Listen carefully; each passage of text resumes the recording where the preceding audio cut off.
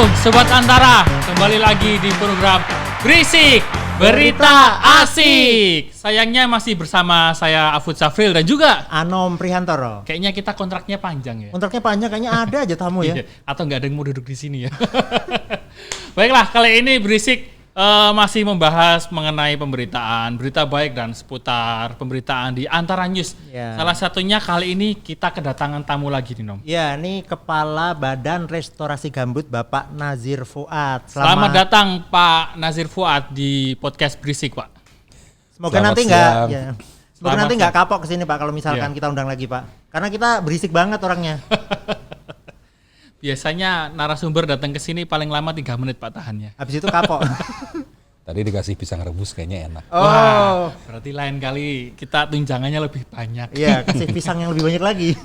Baik, Sobat Antara, kali ini kita kedatangan Pak Nazir Fuad, di mana selaku Kepala Badan Restorasi Gambut, yang tentunya kita nanti akan membahas mengenai lingkungan dan juga dampak-dampaknya. Apa sih gambut itu? Nah, mungkin Pak Fuad dan Anom bisa dimulai dari awal-awal ini. Kita mulai dulu gini Pak Nazir, bahwa apa sih Pak sebenarnya Badan Restorasi Gambut ini fungsi dan tugasnya seperti apa gitu?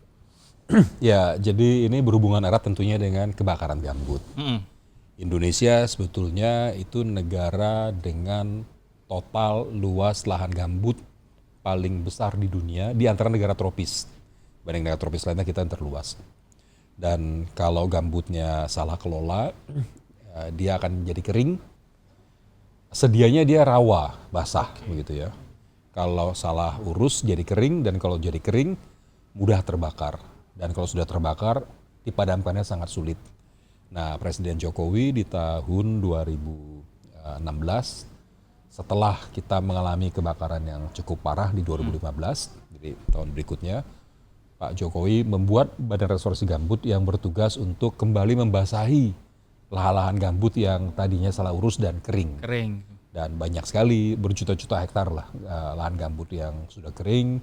Kami diberikan target oleh beliau untuk memperbaiki tata kelola hidrologi atau air lahan gambut seluas 2 juta hektar selama 5 tahun ini. Emangnya gambut ini seberapa penting sih Pak? Kenapa harus direstorasi? Kan kayaknya gambut lahannya gitu-gitu aja. Kalau orang saya yang lihat kayaknya lah ngapain sih diurusin gitu loh. Mungkin Bapak bisa menjelaskan. Ya, kalau dalam keadaan basah dia berfungsi untuk menyimpan air macam spon. Jadi kalau sudah musim kemarau, kayak sekarang kan kemarau kan sangat ekstrim ya. Kadang-kadang tuh panjang berminggu-minggu tidak ada hujan. Sungai juga sudah mulai mengecil. Masyarakat cari air susah. Nah, kalau masih punya lahan gambut sekitarnya yang masih baik, nanti airnya dapat dari lahan gambut karena dia menyimpan air hujan seperti spon. Di kemarau dia keluar pelan-pelan dan pasti mengalir yang lebih rendah. Kalau kita mengambil lahan gambut, kita gali gitu misalnya ya, 1 meter kubik, jadi panjang 1 meter, lebar 1 meter, dalam 1 meter. Kita timbang, itu 90%-nya air. Oke. Hanya 1/10-nya yang berupa tanah-tanah. Nah, jadi dia nyimpan air. Tapi sebaliknya kalau kering, itu terbakarnya mudah sekali, karena dia belum jadi tanah. Jadi kalau kita belajar nih di sekolah dulu nih, guguran daunan, tumbuhan, cabang, kulit kayu begitu ya, dahan-dahan jatuh ke tanah, dia itu akan dibusukkan oleh bakteri dan akhirnya jadi tanah. Oke. Bersama batu-batuan yang ada juga itu. Nah, gambut ini karena dia rawa dan airnya agak asam, kecut gitu, dia jatuh ke tanah, bakteri yang menguraikan tidak bisa hidup. Jadi si pecahan daun, kulit kayu, akar, batang, cabang itu masih utuh. Atau lumayan utuh lah gitu ya. Nah, kalau dia kering, bayangin itu mudah terbakar. Jadi semacam korek api saja. Oke, berarti karakter gambut itu kayak kamu, Nom. Kenapa itu? Kalau nggak diurus kering, Oh gitu. terus mudah terbakar emosinya. Oke, benar. Food, ini soal tadi kan dibilang gambut tuh kayak spons ya. Itu kalau di Amerika kan bikin SpongeBob, itu kira-kira kalau Indonesia bisa nggak ya gambut bob gitu? But Bob, Ini nggak enak. Krik banget ya. Kok kasih ketawa lah biar lucu, kasihan. Jadi mungkin yang teman-teman belum tahu Sobat Antara itu seperti ini Pak.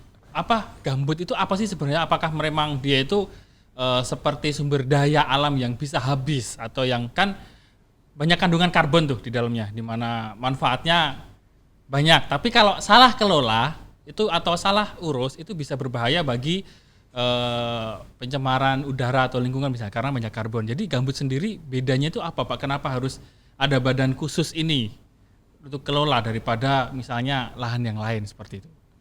Ya, jadi tadi karena kalau dia sudah terbakar, pemadamannya sudah mahal. Kita mau turunkan pesawat untuk waterbombing itu, waduh, mau berjuta-juta liter juga. Kadang-kadang yang tidak bisa juga padam sampai hujan turun. Nah, lebih baik mencegah. Nah, mencegahnya itu kembali gambutnya yang kering itu kita basahi. Jadi dibentuklah badan khusus yang melapor kepada presiden, di bawah presiden melapor kepada presiden melalui menteri LHK, sehingga ada perhatian khusus dan juga mengajak pemerintah daerah, masyarakat dan juga dunia usaha untuk mengelola gambutnya, diperbaiki lagi tata kelolanya, tapi juga harus memiliki nilai ekonomi bagi gambut yang tipis. Nah, jadi juga gambut dikategorikan ada gambut tebal, kubah gambut itu harus dijaga untuk konservasi. Gambut tipis bisa untuk budidaya. Jadi yang tebal tadi untuk nyimpan karbon, nyimpan air. Yang tipis bisa untuk lahan pertanian, peternakan, perikanan juga banyak sekali ikan-ikan rawa. Kalau hidup di Sumatera dan Kalimantan, masyarakat lebih suka makan ikan rawa, ikan air sungai atau ikan gambut daripada ikan dari laut. Dan ini sumber protein yang bukan main tingginya. Tapi nanti airnya nggak kecut asam tadi tuh Pak? Airnya kita kasih bumbu yang Jadinya jadinya langsung ya. Kayak rendang apa ya? Makanan kesukaan Pak Nazir nih. pindang asam pedas. Wah, jadi lapar. Tapi kalau daerah gambut sendiri yang istilahnya banyak di Indonesia ini ada berapa sih Pak dan di mana aja? Ya ada 3 pulau yang banyak. Paling besar itu Sumatera, Kalimantan dan Papua. Jadi 3 pulau ini punya gambut banyak. Kedalamannya di Sumatera yang paling dalam sampai 20-30 meter. Di Kalimantan juga 20 meteran. Di Papua yang luas tapi paling 5 meter. 5 meter udah dalam dibanding dengan gambut-gambut yang di Eropa misalnya cuma 1-2 meter. 3 pulau ini dalam perhitungan terakhir dari Kementerian Pertanian ada 12,9 juta hektar lahan gambut kita. DKI ini luasnya kalau salah 60.000 hektar ya. 60.000. Kalau main bola udah gempor kali ya. Kentolnya udah 6 pack. Sini 60.000 hektar. Baik Pak, ini ada pertanyaan menarik Pak. Di mana gambut ini bisa menjadi sumber energi atau pembangkit energi. Apakah memang benar gambut itu bisa menjadi pembangkit listrik tenaga gambut atau PLT but? Nggak enak ya? PLT but. Nanti akan kita jawab setelah segmen yang selanjutnya. Baik Sobat Antara, ini masuki segmen 2 dan Pak Nasir masih betah dan mampu kuat bersama kita duo berisik, yaitu bersama saya Afud dan juga Anom Prihantoro dan Pak Nazir. Ini kan tadi pertanyaannya belum dijawab. apa sih? Apakah gambut itu iya, bisa menjadi sumber energi Pak dan khususnya menjadi pembangkit listrik tenaga gambut PLT? Tadi kamu nanya itu ya? Aku Tanya lupa itu. ya? Oke. Makanya aku ingetin, nanti kamu dipecat gimana? Jadi gimana Pak? Apakah memang benar gambut itu memiliki energi yang memiliki potensi untuk jadi pembangkit listrik? Dulu memang di Eropa, Jepang juga saya kira sempat, jadi ini bahkan dari tahun 1800-an lah ya, itu gambut dijadikan bahan bakar, termasuk untuk sumber energi. Tapi kemudian di berapa tahun terakhir ya, 30 tahun terakhir dengan kepedulian kita terhadap perubahan iklim, ini jadi banyak negatifnya kalau gambut dibakar. Tadi kan dia simpen karbon ya, jadi karbon-karbon yang dari guguran pepohonan yang tidak jadi ke udara karena bakteri tidak bekerja, itu karbon tersimpan di tanah. Nah jadi kita punya belasan juta hektar gambut tadi, yang tebal bisa puluhan meter, itu mau berapa gigaton tersimpan gambut di dalam tanah. Kalau kita bakar, karbonnya ke udara dan itu menambah parah perubahan iklim.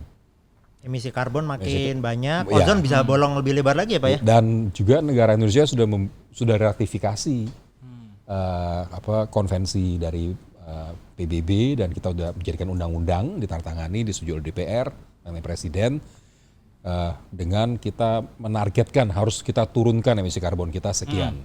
Jadi kalau kita nanti bakar gambut, nanti gagal juga target Ya, yang telah untuk clean energy-nya itu ya, Pak. Ya, jadi sekarang jadi itu bukan lagi konsep yang apa dikejar. Bahkan negara Eropa yang telah punya PLT boot itu, Wah, ngikutin Pak Nasir. Saya suka kayak gini nih.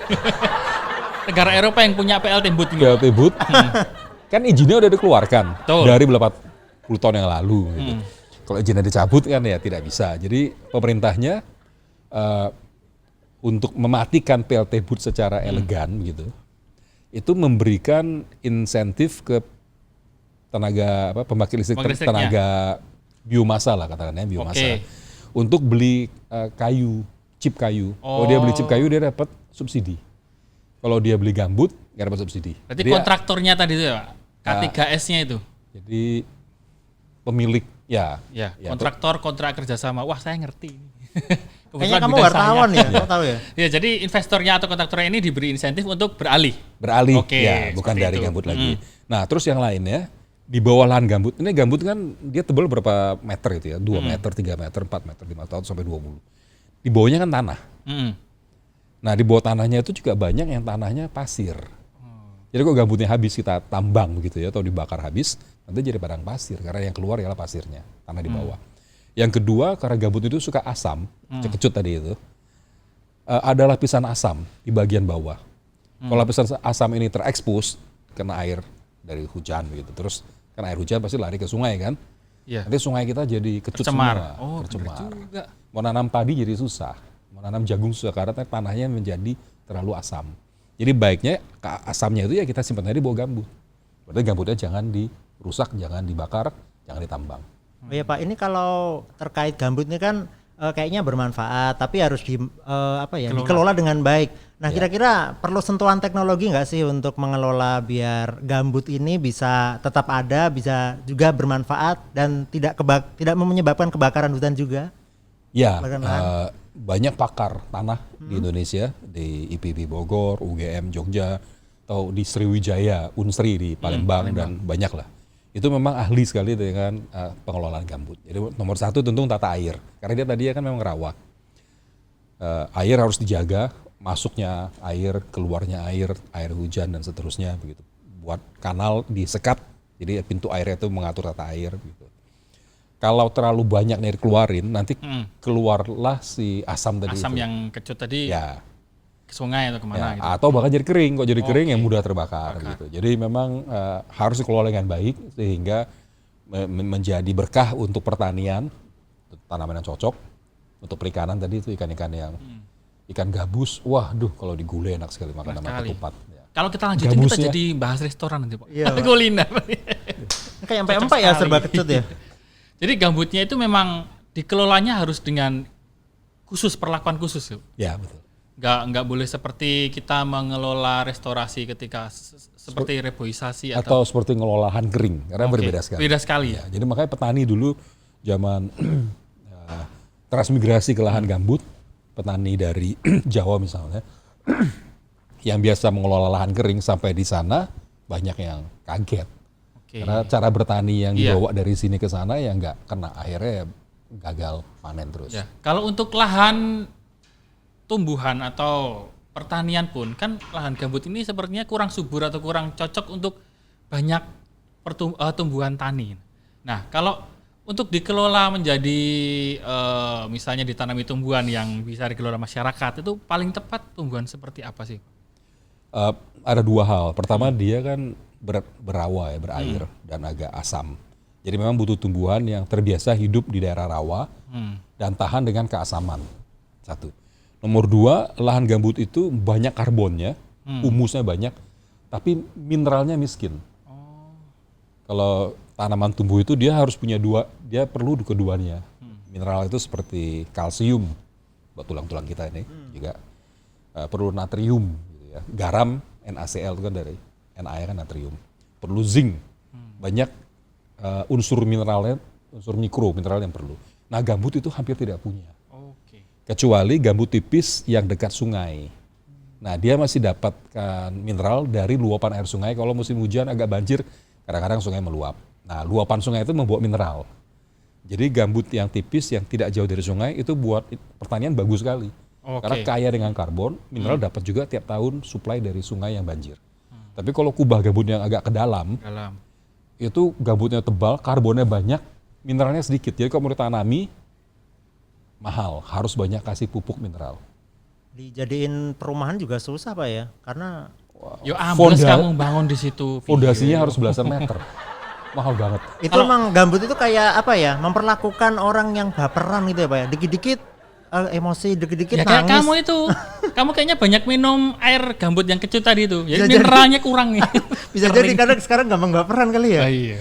Kalau menurut saya gambut itu macam orang yang rupawan, harus dijaga dengan baik. Jadi Biar kosmetiknya terus rupawannya nggak hilang-hilang. Maksud Pak Nasir itu bukan kamu tapi. rupawannya. Iya, Bukan, gambutnya jauh. kamu. Tapi ada pertanyaan lagi nggak Nom untuk Pak Nasir nih dari kehutanan loh, Fakultas Kehutanan dulu. Oh iya, Pak. Hati kamu. Soal deforestasi ini Pak, ini trennya seperti apa Pak? Terutama yang terkait dengan gambut ini. Ya, kalau ini Indonesia boleh berbangga. Wah, Karena ini bangga laju deforestasi kita menurun berturut-turut 3 tahun. Oke. Sesuai dengan laporan dari Kementerian LHK pemerintah dan juga laporan beberapa LSM. Yang lebih hebat lagi sejak zaman Pak Jokowi memperkuat kebijakan sebelumnya dari Pak SBY untuk moratorium gambut, diperkuat lagi oleh Pak Jokowi, dilanjutkan, dilaksanakan oleh pemerintah di bawah koordinasi Ibu Menteri Siti Nurbaya, itu deforestasi di lahan gambut lebih drastis lagi turun. Masih ada tapi sudah sangat kecil. Jadi deforestasi kita secara general itu turun, deforestasi khusus di lahan gambut lebih drastis lagi turun ya. Ini berkat dukungan sebuah pihak dan berkat kebijakan yang dengan konsisten oleh pemerintah, terus pemerintah daerah. Oh ya Pak, ini kan saya baru baca-baca tuh di berita di Antara News tuh soal ada masa berlaku Perpres yang mengatur masa kerja dari Badan Restorasi Gambut. Ini kabarnya sudah mau expired atau mau kadaluarsa ya istilahnya. Wah, jangan-jangan kalau pas kadaluarsa nanti Pak Nasir nggak menakodai BRG lagi dong. Terus gimana nih Pak? Ya entahlah, ini mungkin Pak Nazir yang lebih tahu Nah, soal untuk itu. menjawab itu Pak, kita bisa lanjutkan di segmen selanjutnya Pak. Nah, kita memasuki ronde terakhir nih Nom di perbincangan dengan Pak Nasir. Nah, tadi sempat kita singgung nih Pak bahwa sudah dirapatkan di DPR bahwa anggaran untuk Badan Restorasi Gambut ini sudah dipersiapkan atau diketok lagi untuk tahun selanjutnya. Tapi sedangkan Badan Restorasi Gambut ini kan di bawah Presiden yang ada masanya itu Pak. Nah, apakah berarti ini gimana Nom? Ya nggak tahu ya, kita Nah. tanya Pak Nazir Nah, aja. gimana Pak tanya Nasir? aku. Apakah ini akan menjadi harus berkepanjangan atau memang hanya sesuai dengan periode yang berlangsung seperti ini, Pak? Ya, jadi memang kita didirikan di Januari, tanggal 6 Januari 2016 dengan Perpres nomor 1 tahun 2016. Perpresnya itu memberikan mandat BRG bekerja selama 5 tahun sampai 31 Desember 2020. 2020. Jadi 6 bulan lagi ya. 6 bulan lagi. Ya. Tapi di dalam rapat terakhir yang kami hadiri dengan Presiden dan Bapak Menteri Sesnek, Pak Pratikno, itu Presiden sudah putuskan untuk memperpanjang masa kerja BRG. Ya. Tentu Perpres yang ada ini harus direvisi. Betul. Dan proses revisi Perpresnya masih sedang berjalan karena kita sedang melakukan evaluasi selama 4 tahun terakhir. Kalau ingin diperpanjang, apa yang perlu diperkuat, apa yang perlu pendekatan seperti apa. Saya harus akui bahwa selama 4 tahun kerja ini kita banyak kerja masih agak short term. Jadi masih emergency mode. Karena kebakaran kan parah ya 2015 ya. Dan kita khawatir sebenarnya panasnya bumi ini di 2018, 2019 itu pecah rekor berkali-kali loh. Rekor Global. Oh. Global. Jadi Dalam arti lebih paling tinggi, paling panas ya. paling panas. Di Perancis bulan Juni 2008, Perancis di bagian selatan itu suhu sampai 40 sekian derajat, bayangin ya. 40 sekian. Kita saja kan di Jakarta paling 35 lah kali 36 ya tinggi. Di sana sampai 40 lebih di negara 4 musim. Di Polandia, di Jerman sampai 36, 38. Lebih panas dari Jakarta. Padahal negara yang kalau musim bulan Desember musim dingin itu buku es bal bermeter-meter. Jadi memang cuaca makin ekstrim gitu. Nah, kita kerja kemarin banyak emergency mode karena ingin menyelesaikan masalah dalam waktu sesingkat mungkin. Sementara gambut yang rusak itu parahnya ya lumayan dan juga cukup luas di 3 pulau ini begitu. Perintah presiden yang berikutnya ialah kepada BRG, Menteri LHK, Kementerian PUPR juga untuk memperbaiki tata kelola gambut, tidak hanya dilihat spot-spot, tapi dilihat satu ekosistem gambut. Dan Indonesia punya 500 lebih ekosistem gambut atau KHG kita sebut. Harus diperbaiki 500 lebih yang di dalamnya sudah banyak ketumpang tindih kepentingan dan juga tata guna lahan. Jadi pendekatannya nggak bisa kerja 5 tahun. Saya kira harus kerja dilihat 25 tahun karena perubahannya harus fase per fase atau segmen per segmen gitu ya kalau bahasa ini. Jadi kita mencoba nanti 5 tahun ke depan mengadaptasi dengan pendekatan baru yang lebih long term. Pengalaman negara lain yang juga restorasi gambut ya butuh puluhan tahun sampai gambutnya bisa sehat kembali. 30 tahun kadang-kadang 20 tahun tergantung ketebalan gambut, tergantung sulitnya kerusakan gambut yang telah ada. Berarti BRG ini nanti akan lanjut sampai tahun-tahun selanjutnya ya Pak? Harapannya sih. Harapannya seperti itu mungkin ya. Kalau Afud sendiri gimana Fud? Kalau saya sih dukung lah. Yang namanya gambut tadi kan pengelolaannya kan nggak bisa sembarangan ya. Dan saya kira memang butuh badan yang dia memahami. Ya, kalau saya paling saya jadikan perumahan tadi karena ketidaktahuan saya kan. Oh ya Fud, kalau Sobat Antara kira-kira mau kasih komentar soal bagaimana Badan Restorasi Gambut ini lanjut atau enggak, bisa komentar di Instagramku enggak sih? Oh bisa, jangan di Instagrammu lah. Oh iya. Instagrammu isinya hater semua. Oh iya. Ada di podcast Antara, bisa Sobat Antara bisa komen di situ atau nanti bisa searching di. Ada Instagramnya ya Pak untuk BRG atau media sosialnya? Ada di Badan Restorasi Gambut. Nah, Badan Restorasi Gambut nanti mungkin bisa tanyakan di situ atau bisa lewat saya, nanti saya calokan pertanyaan, saya lemparkan. Yang penting follow saya dulu. Tadi lu nggak bolehin aku untuk. Kamu nggak boleh, kalau saya boleh. Oh. Gitu loh maksudnya. Ya, iya, itu juga bisa Sobat Antara bisa komentar di YouTube Antara TV Indonesia. Antara TV. Kemudian di media sosial kita juga ada kan ya. Ya. Terus kalau mau dengerin podcast kita juga ada di Spotify, Ada. podcast_antara. Nah, nanti dicari aja di situ. Ya. Pasti ada. Oke, tapi ada satu hal pertanyaan juga untuk sebenarnya mungkin bisa kita petik atau kita sarikan juga di Antara News Pak ini sebenarnya. Kan Antara News pernah memberitakan bahwa sosialisasi kepada masyarakat mengenai lahan gambut ini selalu digencarkan. Salah satunya membentuk desa yang istilahnya tanggap untuk sosialisasi gambut ini dibentuklah. Apakah memang sesulit itu Pak untuk memberi sosialisasi masyarakat, atau memang masyarakat kalau nggak tahu ini dia akan membakar lahan gambut yang dia kira nggak akan terjadi masalah, ternyata dampaknya yang dilakukan masyarakat ini cukup besar. Nah, untuk sosialisasi atau membentuk desa ini tadi gimana Pak BRG sendiri? Ya, kalau masyarakat asli yang hidup di rawa gambut, lahir di rawa gambut, kakeknya juga, neneknya juga, orang tuanya, itu mereka sudah sangat tahu bagaimana beradaptasi dengan ekosistem gambut. Banyak memang hidup dari perikanan, karena kan sering banjir ya, jadi kalau hanya pertanian tidak cukup, jadi memang juga tanamannya khas, misalnya nanas gambut itu dia tahan akan basah dan memang kalau dimakan manis dan airnya banyak. Jadi kalau haus makan nanas gambut, wah seger sekali, kayak seger semangka sekali, jangan-jangan ya. Pak, kualitasnya gitu. Nyus gitulah ya. Dalam Sedap banget. sekali. Walaupun ngeces gitu ya. Jadi masyarakat asli ini sudah sangat paham secara tradisional mengelola lahan gambut. Tapi dengan majunya aksesibilitas jalan dan campur pendudukan, banyak masyarakat yang datang yang kurang tahu. Nah, mereka ini kadang-kadang memanfaatkan dengan cara yang salah. Datang-datang rusak, datang-datang bakar, nih siapa orang baru datang udah enak-enak aja ya. Iya. Rusak-rusak. Kalau orang situ kan udah pasti paham Pak ya. Ya. Wah, aku juga lahir di situ gitu. Nah, lalu Makanya pendekatannya salah seperti satu apa? sosialisasinya itu mengajarkan kembali traditional wisdom, kebijakan tradisional tentang bagaimana gambut harus dikelola, harus dijaga begitu. Apa saja yang cocok di lahan gambut kehidupan. Dan kita melibatkan kader restorasi gambut, itu bisa guru, bisa tokoh masyarakat, pemuka agama, dan juga murid-murid sekolah. Jadi banyak program di bawah.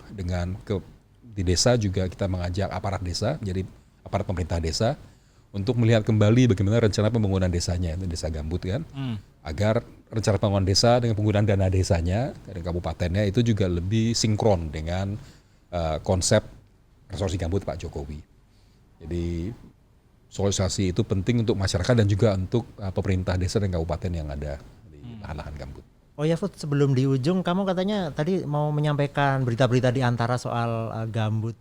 Iya, jadi Antara News ini sempat mengulik juga Pak, khusus mengenai lingkungan, kemudian tentang gambut juga, dan sosialisasi tadi itu salah satunya Nom. Di Antara News tuh masyarakat diberitahu kayak membangun kayak mini empang tuh ya Pak. Apa ya mini empang? Embung-embung. Embung-embung itu untuk istilahnya sosialisasi ke desa itu untuk membangun itu untuk menahan air dan Sekat sebagainya. kanal mungkin Pak ya? Sekat kanal, embung untuk menyimpan air. Ya. Jadi memang itu sama Badan Restorasi Gambut dibentuk teknik seperti itu ya Pak untuk mengajarkan kepada masyarakat itu. Ya, dan kita lebih sering programnya yang nanti membangun embung atau sekat kanal masyarakat. Kita dorong sekeras mungkin masyarakat yang menjadi semacam kontraktor kecil pemerintah membangun, karena ini kan lahan yang mereka nanti ini juga mereka menerima manfaatnya begitu. Saya sih ingin mengajak kalau kawan-kawan seperti Mbak Firna di Antara sudah sering, tapi kadang-kadang bolehlah Mas Anom, Mas Afud melihat gambut, Boleh Pak. belusukan itu, Wah, kita kayaknya kadang-kadang piknik. berenang di situ, makan ikan gabus. Tapi kita takutnya kita yang ditanam Pak nanti. Nanti tumbuh Afud Anom banyak tuh. Wah, ngeri.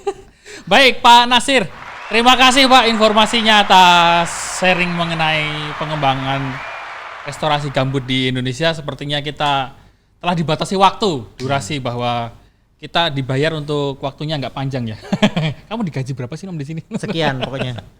Baik Pak Nasir, terima kasih kepada Pak Nasir telah datang di podcast kami. Atau ada kesempatan yang pengen disampaikan kepada Sobat Antara Pak mengenai semangat mengelola restorasi gambut ini Pak? Ya, Boleh ya, terima kasih. Jadi Indonesia memiliki lahan gambut terluas di antara negara tropis.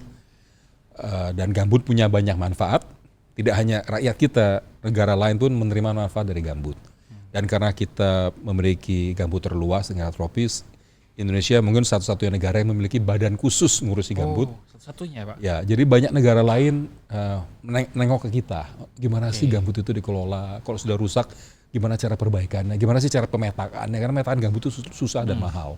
Jadi kita punya leadership role nih.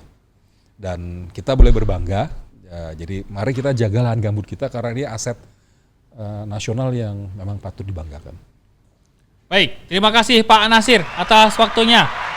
Baik Sobat Antara, tetap scroll Antara News dan tetap juga dengarkan podcast Antara yang lainnya, khususnya di program Berisik. Masih bersama saya Afud Syafril dan juga Anom Riantoro. sampai jumpa di program podcast selanjutnya. Selamat datang lagi. Saya pikir baru mulai lagi. Pengen mulai lagi nggak apa-apa? Iya. Ayo mulai lagi. Sampai jumpa lagi Pak Nasir di program yang mungkin nanti bisa kita undang lagi untuk di program lainnya. Dan terima kasih Pak Nasir sudah berbagi kepada sobat-sobat Antara mengenai restorasi lahan gambut ini yang saya kira cukup informatif kepada sobat Antara di rumah dan dimanapun. Dan akhir kata dari kami, Duo Berisik. Wassalamualaikum warahmatullahi wabarakatuh.